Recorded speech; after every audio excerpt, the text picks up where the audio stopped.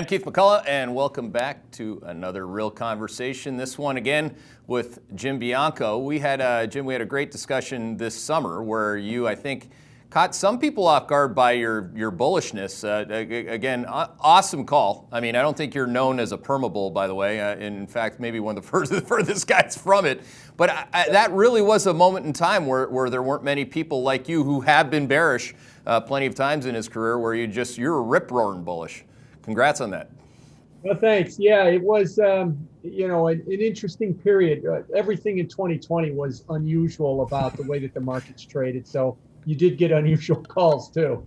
Yeah, I mean, can you walk through that a little bit? Because I think, there are so many people. Actually, there's a company that's going to come public today that literally sells fear-mongering research. I mean, there are companies out there that are in the business of marketing certain asset classes, obviously, because they get paid a fee on it. And there are people that are in the business of marketing one-way bearishness or one-way bullishness. Like, how do you deal with that, and how do you think about that? You've been at this for a long time. Yeah, you do tend to get pigeonholed into a certain type of genre, that you're a perma bull or you're a perma bear, and everybody thinks that your opinion is a religion, and I'd like to say that, my opinion is a rental, and I can rent it for a week or I can rent it for 10 years. It depends on the way I want to see it, and I always try to say that half of what I try to do is say, which direction do I think the market's going to go? And the other half of what I do is maybe evangelize on what's going on in the world, but try to keep those separate. Yeah, we could be printing too much money and doing things that I think are reckless, which is what I was saying last summer, but we're going to go up, which is what I was also saying last summer. And you don't want to say, oh, we're printing too much money, we're being reckless, so therefore moralize and say, the market must go down, and not recognize that this might work for a while. And that was kind of what was behind my bullishness last summer. I think that's a great word, moralizing, or recently I've just hashtag belief systems. That really is. I mean, that really is what you have to play against. Do you find that to be with this newfound world of yours? And by the way, I think that a lot of people on Twitter say, hey, wow, this guy's like a man of the people. Chicago guy, he's not like one of these people up in an ivory tower, and he doesn't take himself so seriously, but you actually reply to people and with respect. Like, what is it about this environment, that allows you to go both ways, and maybe a little bit more so than you have over the course of your whole career? You've been doing it, like I said, for a long time. Yeah, I've been doing it for way too long. I think that there's two things. I think the seat I sit in is, I'm an independent research firm, kind of like you are. I'm not beholden to a trading desk. Although I'm affiliated with a brokerage firm, they don't carry positions. So I don't have to be saying something and then listen to the guy say, hey, we've got a long position here and you're talking it down. There's none of that like there is on Wall Street as well. We got no investment banking. Don't badmouth them because they won't do business with us and stuff. So I got that freedom to do it. And I've also got the freedom, when you say that, I've been doing this long enough that I've been hammered enough with bad calls to know that there's nothing absolute about what you say. So don't take yourself so seriously. Yes, I have an opinion. I think it's going to happen, but I've had opinions in the past and they haven't worked out. So I'm not going to get myself that enamored or wrapped up into my opinion that it has to work out and stammer my feet and say, why isn't it working? It has to work and stuff. I did that earlier in my career, many decades ago, and I've learned from it. Well, I think that's quite it. I don't know if we're the exact same age, but we definitely have, you have 4 girls, I have 3. Again, we'll always highlight them over my son. But at the end of the day, it's not our first rodeo. We've screwed up, publicly many ways. In fact, probably more ways than most people have been able to. And for me, at least, that's how I think I learned how to be bullish in a bubble. I mean, it's because I learned that the last time, or however many other times that we've had these types of experiences, that I was not doing what I should be doing, which is making money in a bubble. And by the way, one of the best quotes that I've read from you in a while, or from anybody for that matter, is just about that. You said, the great thing about a mania is that you make a lot of money fast. Yeah. You do. You make a lot of money real fast, but it can be a roach motel. The problem with a mania is you have to know when to get out. And what last spring taught us was, or at least it's going to teach a lot of people with the mania is, oh, if you lose a third of your money in 6 weeks, don't panic. Just stick with it. And then that becomes permanently half your money is gone. And you go, what the hell just happened? I was on the top of the world and everything fell apart. That's what I mean by you can make a lot of money real fast in a mania, but keeping it is the trick, not making it. Because do you get chased out by a 10% correction like we had in September? Mm-hmm. No, because then it comes right back. Or a 30% correction like we had last March? No, it comes back. So how do you know when to get out? And if you don't, you just wind up with this gigantic round trip. And that's going to be the hardest part about this. It's not being bullish on the up. It's when it's time to pull the plug. That's going to be where you really get paid. Yeah, I mean, I think guys from Chicago sound like the Canadian to me. I mean, who gets you out? I mean, at the end of the day, that's a big question in risk management. And to me, one of the biggest bubbles was the inflation expectation or the deflation expectation at the lows of interest rates. I mean, there are a lot of different kinds of bubbles. I don't think that's the one that people typically had been worried about, or the gold, maybe not a bubble, but certainly one hell of a move to be not chasing back in August. This interest rate bubble, do you agree with that or not, that we were in a bubble of deflationary expectations? I do agree that we're in a bubble, that interest rates are overvalued because you've got a non-price sensitive buyer with a printing press that's been buying these things. But that said, that's been the state of affairs for the bond market for 12 years now. Right. So it's not to say that it is a bubble. It has been that way for so long that we almost forgot what it was like to not be that way. And the real question is when does it go too far, and when do we have a problem in the bond market? And I think that's coming a lot quicker than everybody thinks, like maybe later this year. I think what we saw last week in the bond market is the beginning of a lot more problems in the bond market as we go forward from here. And for those that are not in the bond market, I want to quote Jim Carville from 1994, that when I get reincarnated, I don't want to be a 400 hitter.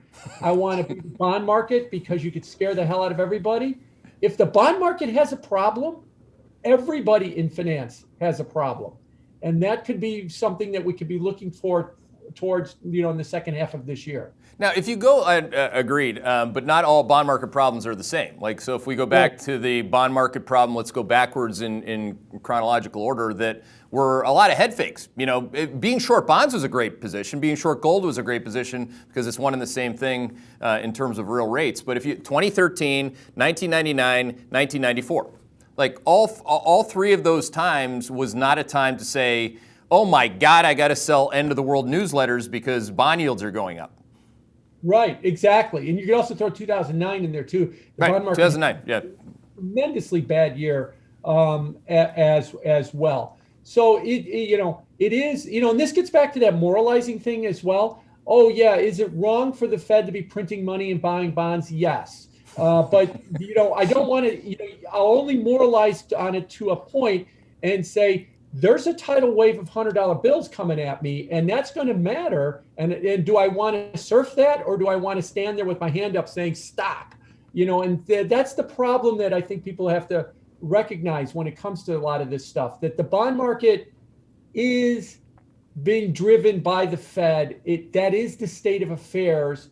And only when we get to what I've been arguing is inflation to the point where it's unsustainable, and I think that might be coming a lot sooner than people think, then does it become a real problem on its hands. It's not right now, but we might be starting to see the beginnings of it, especially with what we saw in the bond market last week. Well, if you model it the way that I do, my call's been that it's going to happen like all things in risk space. It happens slowly, then it happens all at once, like all breakouts in growth and or inflation. In this case, we have both, which I call quad 2. It's mathematically impossible to not have higher levels faster of inflation in the months of March, April, and May due to the base effects, which are the most deflationary base effects. Obviously, you know what base effects are. Hopefully everybody watching this knows what that means. But even if you don't have sustainable inflation, our view has been that you're going to have shockingly high headline inflation for all the bureaucrats and all the Fed watchers and all their cover your ass institutions that are going to be looking at these high inflation prints. Yeah, you are going to get high inflation numbers, in the next 90 days. It is the base effect. That's because in March and April of last year, when everything was shut down, nobody was buying anything and prices plummeted. Well, we're Yep. going to roll that off in March of April of this year. And the 9-month annualized rate of the core inflation rate right now, PCE, the Fed's favorite measure, is 2.5%. 9 months being since May, since the shutdowns. So you're probably going to see it shoot up the core inflation rates from about 1.7 to 2.5% in the next 90 days. Everybody knows it. And what I've said is this is the built-in excuse for why any signs of inflation will be dismissed. But let me make a quick comment about inflation so everybody knows where my thinking is on this.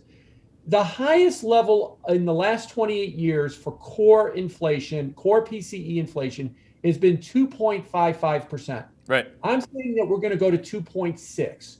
And then people go, 2.6, that's not inflation. I'm like, no, well, first of all, it's a 28-year high.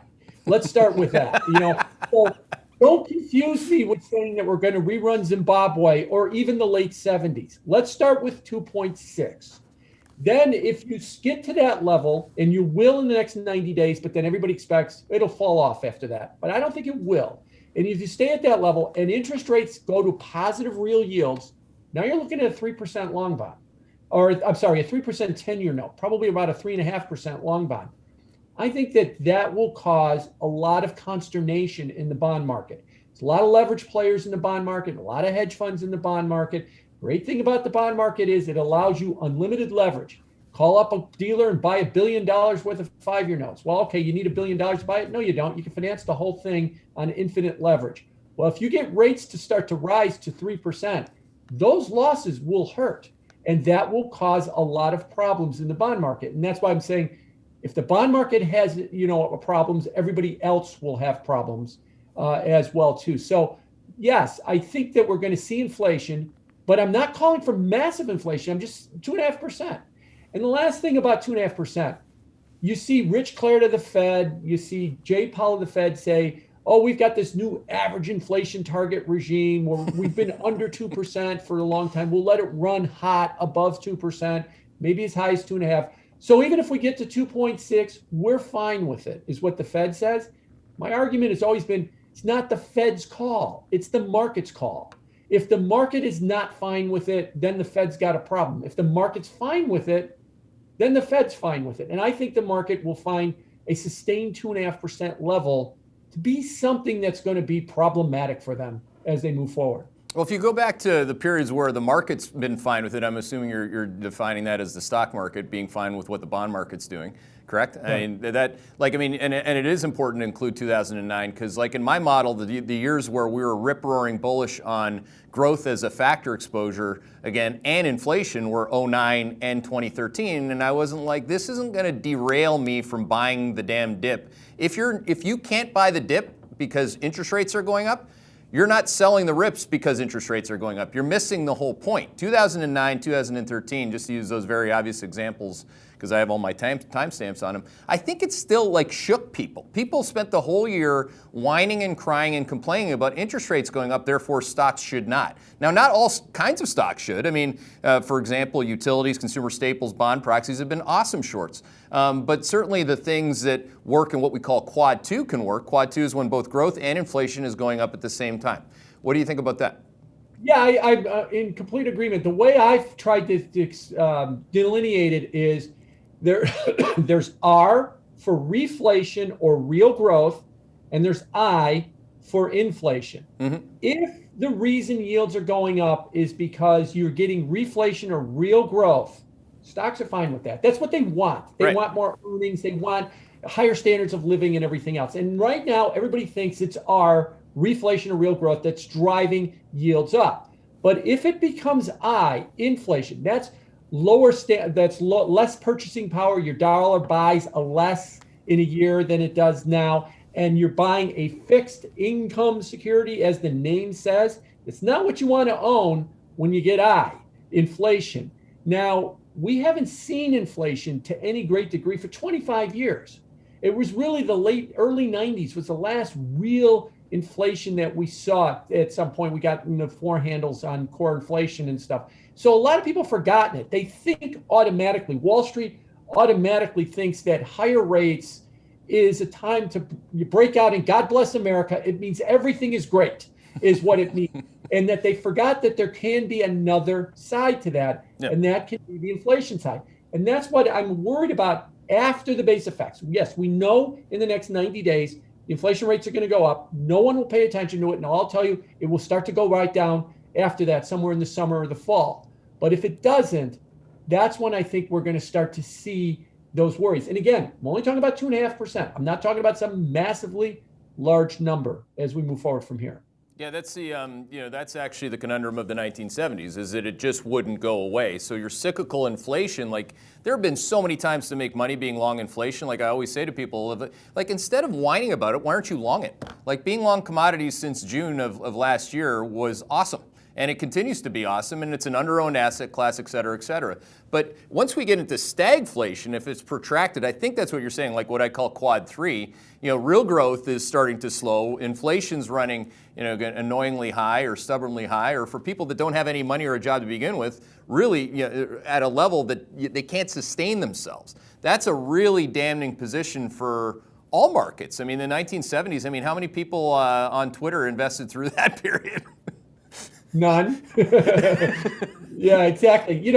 I think it's also important to throw out why I think inflation is going to come back. And I've been using the argument. People have been saying, well, how can you have inflation if you don't have wage inflation? Right.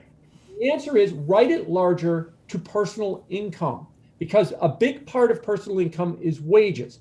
And what we're seeing, what we saw last week with the personal income numbers, is the United States, everybody, all of us collectively make about $8 trillion in personal income. Most of that is wages. 25% of that number now is coming from the government mailing us money. That is far and away the highest number we've ever seen. Pre-pandemic, I think the highest it ever got to was 9%. Well, not only is that disability and Social Security and unemployment insurance, but it's extra federal benefits of unemployment insurance.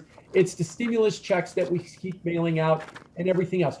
1/4 of all of the money income that we've made is from the government sending it to us. And they're about to send us another $1,400 check. So I said we're having personal income inflation.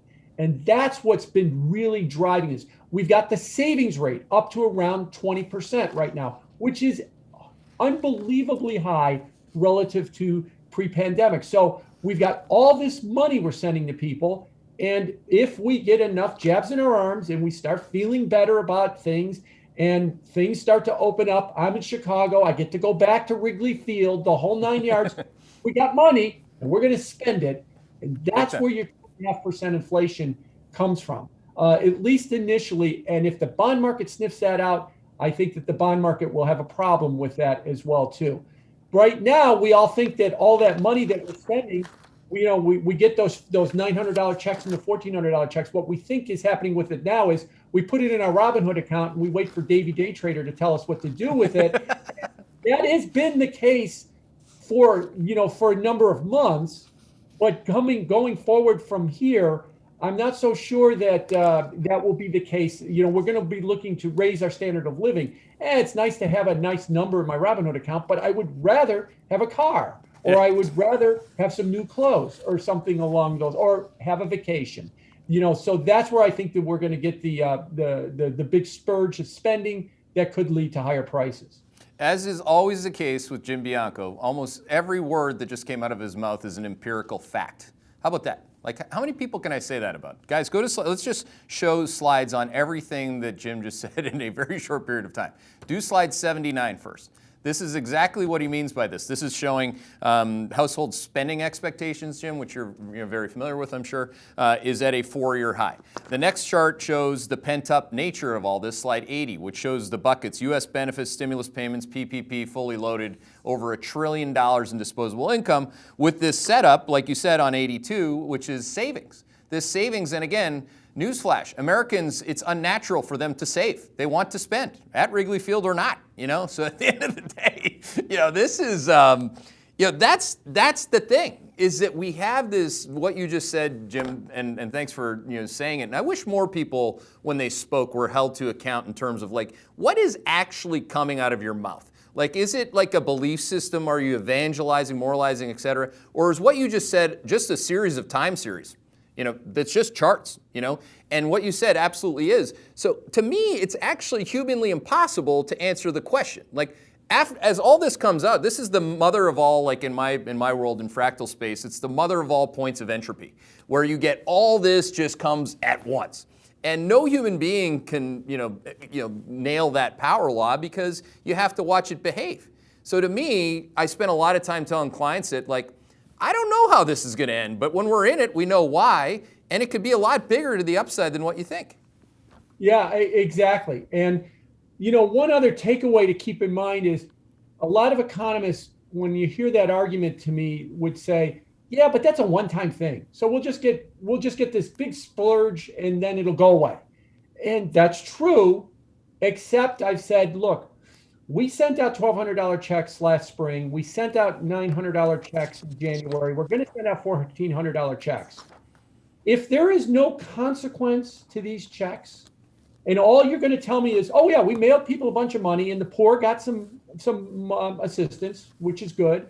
The unemployed got a bridge, which is good. And the rich, and let's define the rich as people that own assets like stocks, they saw higher prices. If you're going to tell me everybody won because we mailed out checks, we're going to mail out more checks. We're just going to keep mailing them out and mailing them out and mailing them out. And if there's no consequence, then why would you stop doing it as well too? And that's why I think ultimately one of the big consequences is inflation. If you just keep sending this stuff out, we're going to get more. And what do I mean by that? Look at they're going to send out $1,400 checks in the $1.9 trillion stimulus plan. And then what are they going to do? They're going to take a breath and they're going to start on a multi-trillion-dollar infrastructure plan. Yeah. And then you've got Mitt Romney, a Republican, saying, hey, everybody who's got a kid under the age of 17, we should be sending you monthly checks as well too. Up to $5,000 a kid is what we're talking about sending people that. Boy, if this doesn't, like I said, if this doesn't produce inflation, then the MMT UBI people, the modern monetary theory, universal basic income people, we're right. I don't need a job. Just have the government pay me money is really what we're going to do from there. Let's spend a little bit of time on that before we take questions. If you have questions for Jim, pop them in the queue. They get voted up and voted down. But on the central banking role, and I know you have a lot of thoughts on MMT. You just teased me with that. But like, I like to posit. Okay, look. Let's say that we don't have inflation sustained. We get what we call quad 4 deflation from a very asymmetric point. So I have headline CPI going north of 3.1%, or that's what our nowcast is, guys. You can show that on slide 15 in our deck or in our model. If we get deflation from there, Jim, if there's no sustainability, it's not 2.5, it's not 2, it's going back towards 0. Mm-hmm. If that happens, is there any other thing that the U.S. government and all of its new architecture, fully loaded with modern monetary theory, is going to do other than what you just said, which is print more and more and more money? So in other words, if you get any deflationary forces and that's gonna be the solution. Is there any other solution? Do they have any other solution? No. All they've got is a printing press, and all they've got is a little dial on it as to what speed they run it at. If you get your quad 4 deflation, they'll put it at 11 is what they'll do, and they'll see what and we'll go from there. By the way, Spinal Tap is a fantastic movie if anybody hasn't seen it. And so that's what they'll do at that point. The only thing that would stop them then is kind of what I said before about 2.5% inflation, is if the market rejected it. Right. If the market decided that if they're going to try and go to 11 with their printing. And by the way, if you want an example of that in the last week, look at what's happened in Australia, because their rates started up and they have yield curve control, and their central bank blew away every one of their bond buying records in the last 3 or 4 days to try and bring rates down. For the moment, it's working. But at some point, if investors say, look, if they're just going to keep printing money like this, I don't want to be anywhere near this market, then that's their end game at that point. They've got no other tools, because all they can do is just be easy. And if the market doesn't like it, it would be a problem. Now we're ways away from that right now, but you're right. That's all they've got. They've got one tool and it's got a little knob on it, and they just, what speed are they going to run it at? Turn it to 11. Well, yeah, and the Australian example is awesome, and thanks for popping that on the table too. And again, how many people actually look at risk across asset classes and globally? Thanks for doing that. Obviously, you've done that for a long time. But what did the Australians really achieve? I mean, in the last month alone, the 10-year yield's up 55 basis points. They got it to go down 5 basis points. I mean, the same thing happened in the USA without the same kind of bond buying. It's what happens, like I say, from the top end of the range in a bond yield move is, yeah, they correct, but bond yields have not broken down. This is not like they have it uniquely under control. I'd say that their problems have been revealed and that they're going to have to do a heck of a lot more of that. Right. The Australian thing is important because they have yield curve control. They stated as in November that their 3-year yield is going to be pegged at 10 basis points. Right. They're going to hold it right there at 10. Well, it started to move up to 17 basis points. That's a big deal when you're trying to peg it at 10. So they've been printing up money and buying the 3-year note to try and force it back down to 10 basis points. And they're getting there right now. And their 10-year yield, as you're right, had been soaring at the same time that their 3-year yield had been moving up. Yep. The message there is, if you listen to bond people in the United States, oh, don't worry about rising rates because the Fed will print money. And if it gets to be too much, they'll do yield curve control, which is where they just say, okay, they'll give a target for a specific interest rate. Well, they're doing that in Australia right now. And Australia is a commodity resource country. And, we all know commodity prices are going up. And they're really got their hands full to try and hold that market in place. So don't think that yield curve control is this panacea that will fix everything. What do I think is the reason they're having a hard time with it?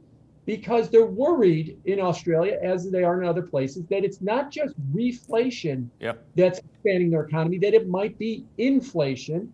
And I don't want to own a 10 basis point or 17 basis point 3-year note if we're having higher inflation. Mm-hmm. And I don't care if you're going to print money and buy it, you're going to have to own the whole thing without me being the private sector. And that's really what they're not at yet, but they're getting closer to in terms of it.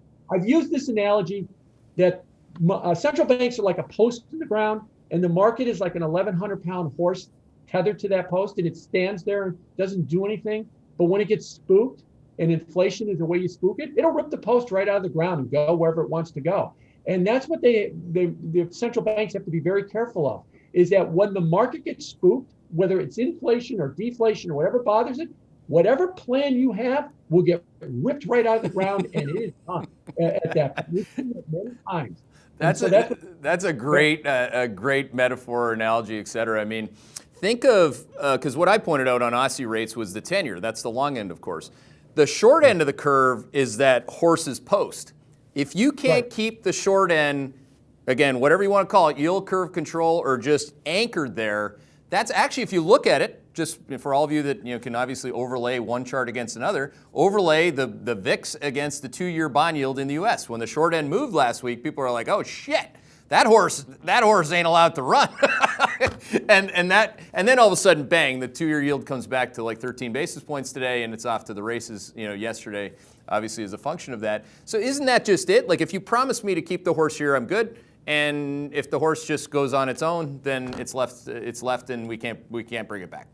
Right. To put it in U.S. terms, if the Fed is promising that they're going to keep rates low and you believe that promise, let's ask a basic question. Who buys a 2-year note that yields 13 basis points in the United States? It's not a money fund because they can only buy out to 1 year. So who buys this thing? Why would you buy this thing? And the marginal buyer is something like a hedge fund. Like I said, you buy $1 billion of it and you call up the repo desk and you get a 13 basis point yield, and the repo desk tells you it costs 5 basis points to finance it. Boy, that's 7 basis points on $1 billion, and I put no money down. Yeah, that's pretty damn good. Except if you then get into a period where you think, holy crap, the Fed can't control that 13 basis points, and it might run to 25 or 30, and I'll be saddled with a giant loss if that happens, because I'm working on such extreme leverage. And then you sell, and then it turns into a rout because everybody wants to get out for exactly the same reason. That's the problem with the moral hazard that they've created with all these policies that we're going to keep rates stable, we're going to keep them low, Okay, fine. Then I'll buy them with no money. I'll just finance the whole thing and just sit there and watch my cash flow roll in because you've guaranteed me these prices aren't going to move. And if I have doubt about the confidence that you can keep those prices moving, I am so much risk if the prices start to fall that everybody runs out at the same time. And that's how you wind up having these debacles like 1994 is the big one in the bond market over and over again. So they've got it. That's why the Australian example is so important, because believe me, the same thing's going on in Australia too. Who buys a 10 basis point 3-year note in Australia? Some Australian hedge fund on leverage, because they've been promised it's not going to move in price and they can finance it for lower and make all that spread. But when it starts moving, they get very, very worried because their assumptions are being challenged.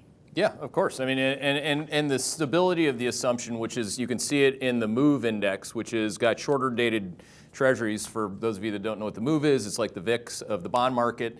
The MOVE went to like 75 last week in a New York minute, and that's what really got people the attention. If the Fed cannot control the short end of the curve, then you got a problem. If the short end stays marked to where it's been, or there's yield curve control or whatever you call it, and the curve continues to steepen, for the financials in particular, that's awesome. And these are terrible businesses that need it. I mean, these are rate sensitive and curve sensitive businesses and stocks. I mean, it's not.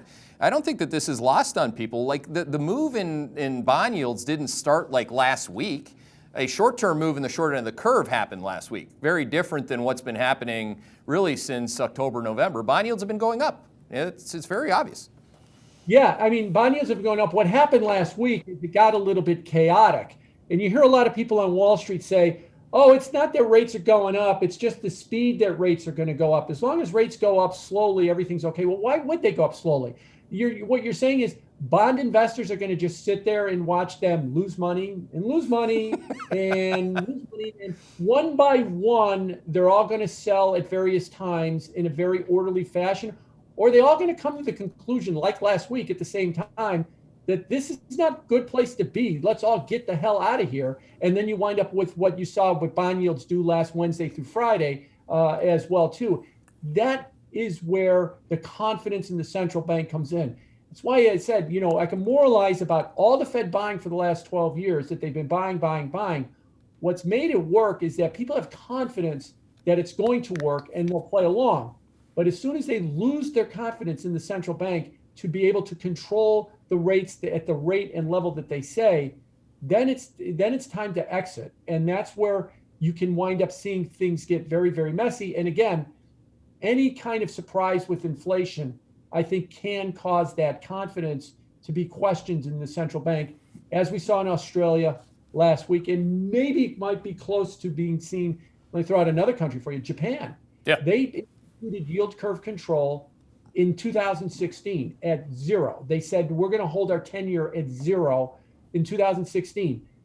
It's at 16 or 17 basis points now. Yep. That doesn't sound like a lot, but it's the highest it's been since they instituted yield curve control 4 years ago. So now the question is with Japan, well, if you said 0 and rates are going up to the highest level in 4 years at 17 basis points, does 0 still apply? Should I be running away from this market? Or are you going to keep to your word and push it back to 0? Because I have bought these bonds under some kind of an assumption that they're going to be near 0. Remember, yields go up, prices go down. Not that I'm going to be taking losses. I'm not supposed to be taking losses. Otherwise, I don't want to be anywhere near this market if I'm going to be taking losses. When you promised me I wouldn't be taking losses. So Japan's another country that's getting, they're not there yet, but they're, to use my metaphor, the horse hasn't ripped the post out of the ground, but it's pulling at it a little bit right now. And we'll have to see whether or not the post holds, or if the market continues to pull at it and winds up ripping it all to shreds and starts running all over the place. Yeah, I mean, another way to think about that is through the lens of the currency market. So when the post's out of the hole, the currency, people were betting, and now, at least on my signal for the first time in a while, the yen broke down versus the dollar. And that's just an explicit bet that to get the post back in the ground, the Japanese have to do more of what they've been doing forever, which is print, more. I mean, forget 11. Those guys are at like 21 on a 10 dial. I mean, that's They that. got the second dial. They got a second dial that they had to bring in. They have other dials. Well, that's the thing about MMT. You just keep creating more optionality in terms of people's, I think, what did Bernanke call it? Innovation and creativity, or some of his fans call it that. It is quite interesting to watch. Last question I have on all this, I think it is interconnected, is drawdowns. I mean, you can be having a drawdown in long-dated bonds, which obviously a lot of people are having right now. A lot of pension portfolios. You saw, I don't know if you saw, but Bloomberg had an article on that today. Pension fund managers saying the market's got it wrong. No, in other words, you, Mr. Pension Fund Manager, completely missed this, and you just got your ass handed to you, so you're going to say that the market's got it wrong. That's kind of sad, actually, I think, for pensioners, because they have to eat this rising cost of living, and their pensions aren't going up in kind if they're not actually capitalizing on the rate of change of inflation. But there's not just that. There's drawdowns in the hedge fund community on certain style factors, high short interest stocks, crowded longs. Momentum was the biggest thing last week, where momentum stocks, widely owned momentum stocks that also had low short interest and low beta, got pounded. Is all this one and the same thing? Like what I see in the market, because I think this has been a great start to the year and a huge run since November. I don't have their issues, and I don't purport to want to carry their baggage or their issues. To me, their issues are one and the same thing. You should not be short high short interest stocks in a bubble, a developing bubble, and whining about it because it's a bubble. You should not be long bonds and gold in a rising interest rate environment, and you certainly shouldn't be long a bunch of low beta stocks like Amazon and Apple that everybody and their brother, sister's brother, who are all related, own. I mean, these are issues, I think, of crowding and drawdowns, not issues of economic matters. Absolutely. At its heart, every move on Wall Street starts with a very true and simple to understand idea. This one really got going November 9th. That was vaccine announcement day, November 9th, a couple days after the election, when the vaccine came. Okay, good. Here comes a vaccine. Everybody's going to get inoculated. We're going to get back to some sort of new normal or some version of normal, but we're not going to just be in this perpetual lockdown stuff. Right. Okay, good. You're right. Growth is going to go higher. Things are going to get better. Stocks should go up. But what Wall Street does is they take that truism and then bend it all out of shape and take it way too far, is what they do. Now, part of the reason that they're bending it out of shape and taking it way too far, I believe, is while we're recovering and everything's getting better, oh yeah, we're going to keep mailing you money, and we're going to keep printing money and buying everything as well too. So you wind up getting everything to go. And you're exactly right. If that's the environment you're in, you don't want to be short some company that's 140% of its float. You don't want to be fighting against some of the cyclical stocks when you've been saying, oh no, this is the new paradigm, and that that technology companies are going to rule the world. That might be true long term, but right now, those cyclical stocks are going to keep going because we're just putting this whole story about the vaccine and the reopening on steroids with all of the stimulus and with all of the money printing. And again, this gets back to what we started with at the beginning. Stop evangelizing and understand what the trend is and just go with the trend. Yeah. By the nature of the way I said it, I don't think it's a good idea what we're doing, but it's what we're doing. And that's what I want to try and jump on, is what we're doing instead of just standing there and moralizing about it. Yeah, that took me too long. Took me a long time to stop. And I think it's endemic to where I grew up in this business, which is as a hedge fund analyst and then a PM who was too young to do that job in my early 30s because I hadn't seen enough cycles. People they stick to their models, their valuation, the way that most of my bosses, the way that the world should be, as opposed to risk managing the world we're in. And that is such like an eye-opening and liberating way to look at markets, Jim. So thanks for saying that. I mean, I think it takes guys, crustier older guys like you and I to just make enough mistakes and just not want to take it anymore. I mean, it doesn't work. I've said to people, if you really want to understand this business, become a fan of baseball. Because in baseball, if you fail 7 out of 10 times, you go to the Hall of Fame. And that's kind of what this business is about. Is that you just got to succeed more than you fail, but you're gonna fail a lot. This is not free throw shooting where you want to be 96% and lead the league, because you're never going to be that. Well, if you ever are 96%, you're going to be ahead of Elon Musk in net worth anyway. So let's not, pretend that it's going to be anything other than that. So this is about a lot about that. And if I could go off on a quick tangent, one of the things that I like the best about what's going on on Reddit, which I think is something that Wall Street could use, is they call it loss porn. And that basically what they say is, don't come out here and brag about your winners. Show me the trade tickets of some of your losers. And we're going to celebrate that you made a bad trade. If we did more of that on Wall Street, just to understand, you do that. You make bad trades. You lose money on stuff. The idea, that's not the thing to obsess about or hide. Oh, he's very smart. He never loses money ever. No, you do all the time. You just want to win more than you lose. And if we did more of that on Wall Street, that loss porn thing, I think we'd all be better off. All the younger managers would be a little bit better off, because I think the mistake that they make is that they think that they have to be perfect. And you don't have to be perfect in this business. Not even close. I mean, we've had so many discussions here about that. I mean, Mike Taylor, for example, longstanding hedge fund guy at Millennium, he always says, he's like, look, the guys and gals that get fired here, they generally just make the same mistakes. They just don't listen to the market. They think they're smarter than the market. And what's interesting about it on Wall Street versus Reddit, and I'm not trying to downgrade Reddit, I think there's brilliance in chaos, and there are a lot of really smart people there. And it's not about being smart like in a textbook, it's about being street smart. Can you make more money over time than you lose? Can you avoid drawdowns? Can you understand when to get out? These are basic things, and I do think it's interesting to watch the collision between these two communities. You talked about this in July with me, and I think at the end of the day, I've been happy to see it, the retail participation through the lens of Portnoy. And he always talks about his losses. He always talks, and they're real dollars. And I think that really gets his community to trust him. Is it, I lose money, I get pissed off, and he goes after people too, which is kind of great. But, right. But you don't hear that from some guy, you hear some person at Goldman Sachs talking about how they totally got bond yields and gold wrong this year. Never. Actually, Goldman would never be bullish on gold, so maybe a bad example, but anyway.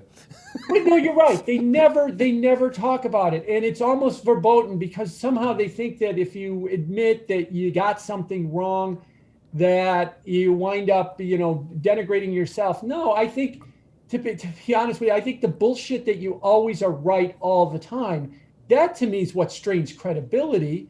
I'm fine with somebody missing something. I miss something, you miss something, we're going to miss stuff in the future. This is a tough business. We're predicting the future. No one knows it. It hasn't happened yet.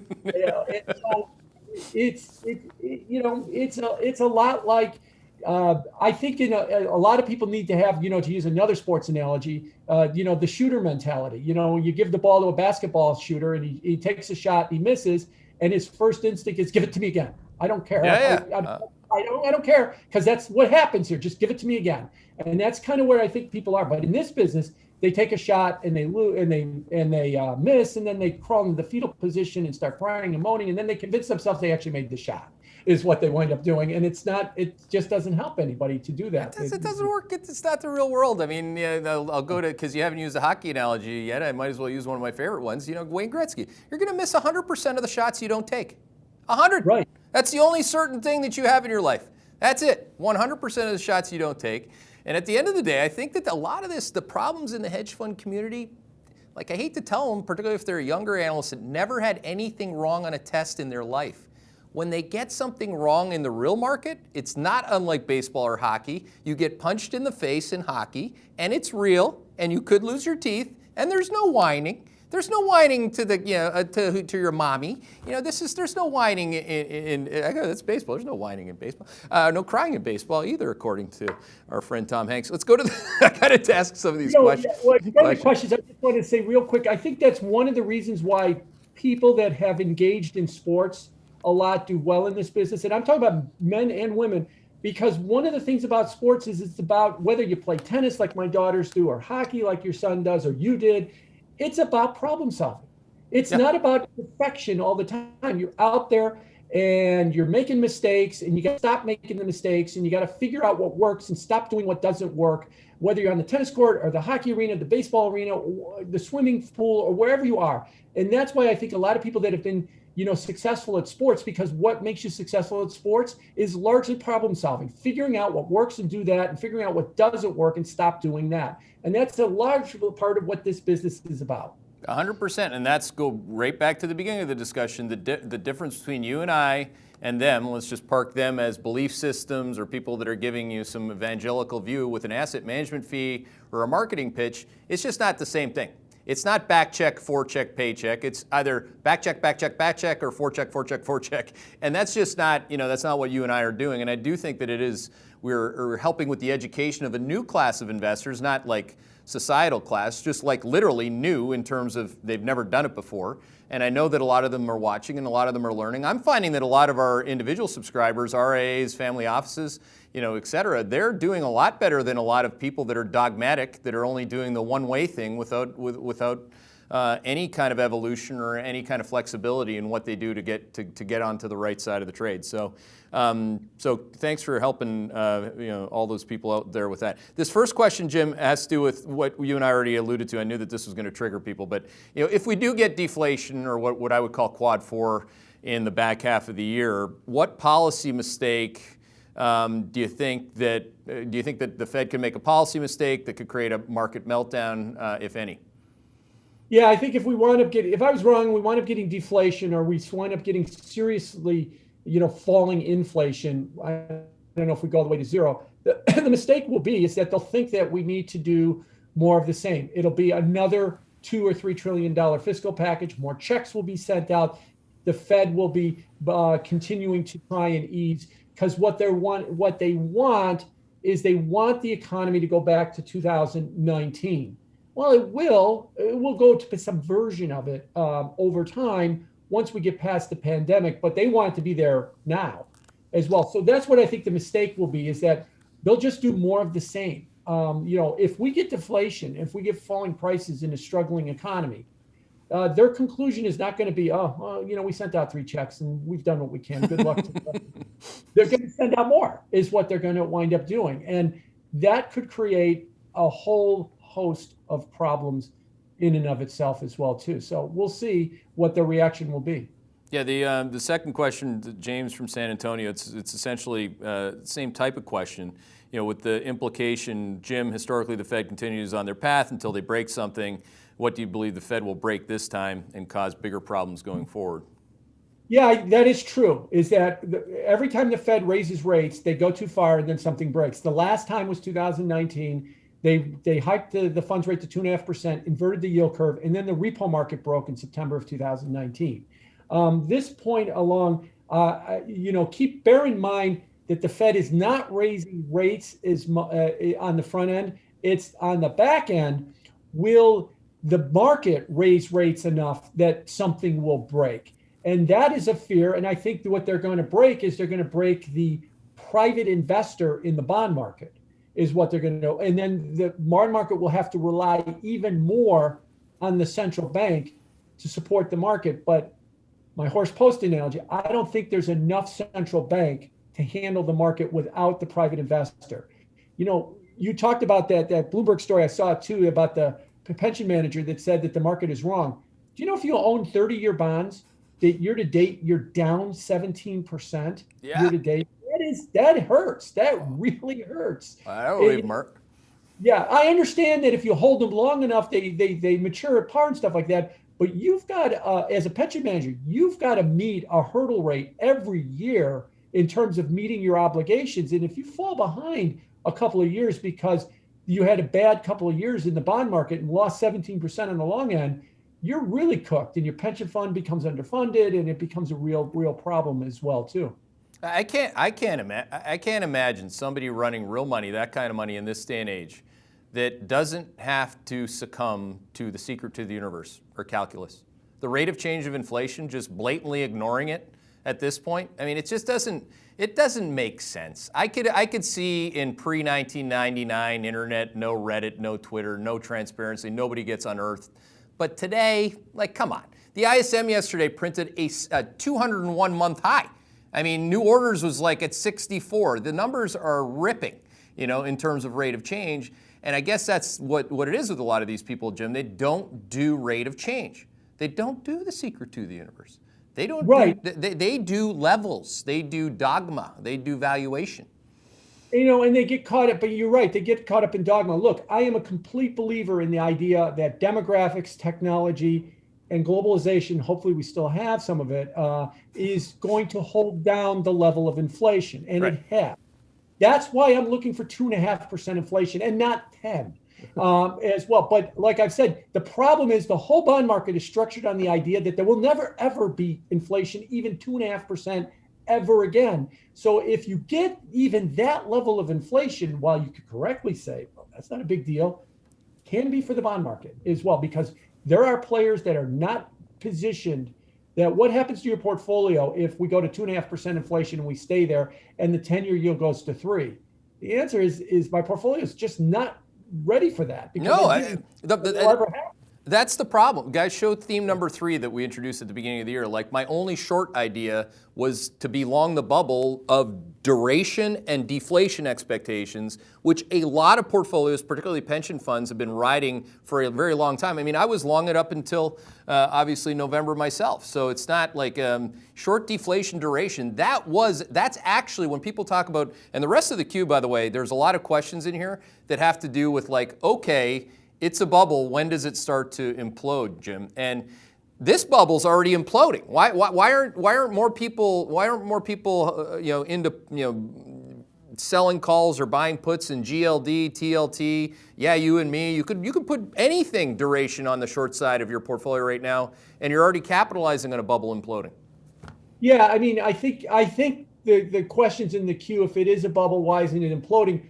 I think they're asking about the stock market. Stock market, exactly. Yeah. We haven't talked a lot about the stock market on this call because the bubble it's not there directly. The Fed's not buying stocks. It's in everything else to give the stock market the ability to go. And so I think you're right that, when it starts imploding is you look at, what's happening in the commodity markets. You look at what's happening in the currency markets. You look at what's happening in the fixed income markets. And when those markets start to get uneasy and queasy, and they're beginning to, you got 10-year highs across a lot of industrial commodities. You got interest rates rising, but they're not at the chaotic levels. It's when all the problems in those markets build up that you'll start to see it in the equity market as well. This is not directly per se in the equity market. It's kind of in everything else. Like I said, the Fed the Fed isn't buying SPY. The Fed is buying, treasuries, and they're keeping those rates at very low levels. Yeah. You don't think they're buying SPY. Exactly. Well, this question's kind of funny, and it has to do with stocks at least. Jim, do you think you're going to be pumping the Portnoy ETF? That's a serious question from Santa Barbara. Yeah, so anybody who doesn't know, Dave Portnoy came out today and announced that there's a new ETF coming Thursday with the ticker BUZZ, B-U-Z-Z. Oh, really? Yes. It's going nice. He's sponsoring it. He's sponsoring it. This just came out a couple hours ago. He's sponsoring it. It's going to scrape social media. It's going to buy the 75 largest stocks that are being hyped on social media that have a market cap of over $5 billion. Now, we've had this exact ETF out there before, and it delisted because it didn't work as well. But now we've got Portnoy associated with it too. It'll be interesting to see if it works. And Keith, can I throw out a little quick tangent? One of the things that they noticed about stocks being hyped is he's one of the biggest hyper of stocks, and he owns a lot of Penn Gaming. His whole net worth is tied up in Penn Gaming. Be very careful, Davey Day Trader. You start pumping Penn Gaming, and then this ETF starts buying Penn Gaming. If I could be so crude, the SEC is going to give you a nice anal exam if you're not careful about something. You can't be pumping your own stock when you've got a fund like this now. It's a whole different game. I think you like it. I love it. I love the fact that we're showing him like this right now. Like, I think that this is great. Because what this does is it gives momentum as a factor. Like what you just said explained to me, I think that's unadulterated momentum ETF. That's what they should call BUZZ. Yeah. And momentum is a factor. Momentum has had an ability, this year in particular, momentum in big, long, again, guys, show the factor exposures that have been working this year, and they work in quad 2, as I mentioned, high beta, high short interest. These are factors, low quality or high debt to enterprise value. Like, look at the returns on these on a 1-month basis alone, Jim.